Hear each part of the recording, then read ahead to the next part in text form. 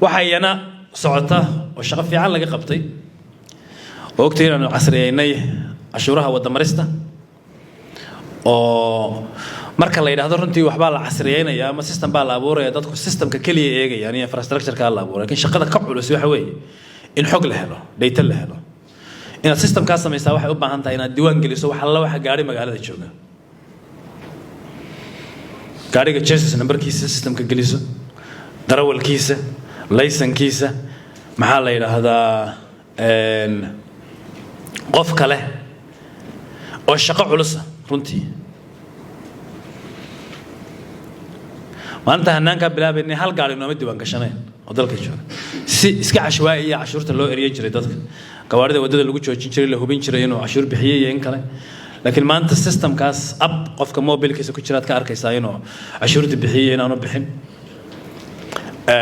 haddaanu bixinna uma baahna inuu xafiis taga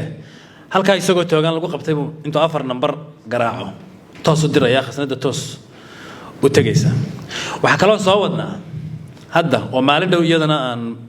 usbuucan gudaheeda daafurayno systemka la rabay lagu xidho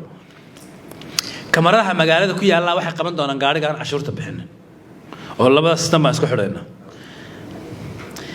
gaari checkpoint ka gudbi karo aan cashuur bixin ma jiri doono kamarad baa la macaamili doonta hadda gawaarida systemka noogu jira waa kooban yihiin ilaa 5,000 kun oo gaari baa noogu jira oo register gareynay laakiin gawaari 600 kun ka badan baa qiyaas ahaan magaalada inay joogaan aanu ognahay marka kuwa aan systemka soo gelin ma socon doonaan oo ma mari doonaan magaalada marka waxaan u sheegayaa muwaadiniinta Soomaaliyeed ee gaadiidkaas leh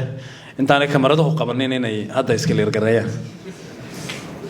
marka tiknoolajiyada iyo doorkeeda iyo heerka aan runtii ka maraynay tilmaamaysa hanaankaas waa dhameystiran yahay life wuxuu noqonayaa 2-3 cisho soo socdo waxaan rajaynaynaa marka la gaadho gabagabada bishan ama dabayaaqada bishan in dhammaan hay'adaha dawladdu ay si buuxda u isticmaali doonaan hanaankan lagana maarmi doono lagana gudbi doono in sida la sheegay waraaqo iyo documents wasaaradda maaliyadda la keeno waa ku qasbanahay ugu dambeyn 30 bisha in hay'ad waliba ay hanaankan u guurto ma jiri doono cudurdaar waxba iga maqan iyo waxba naga siya dib hana loogu dhigo systemkii hore waa isxidhaya gabi ahaantiiba marka dhammaanteen waa inaan u diyaar garownaa hay'adaha dawladuna ay si degdeg ah runtii ay isugu diyaariyaan isuguna qaabeeyaan sidii shaqadaas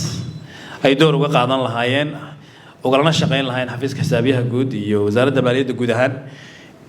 sidii loo hirgelin lahaa waxyaalaha yaryar ee dhiman ay ka mid tahay inay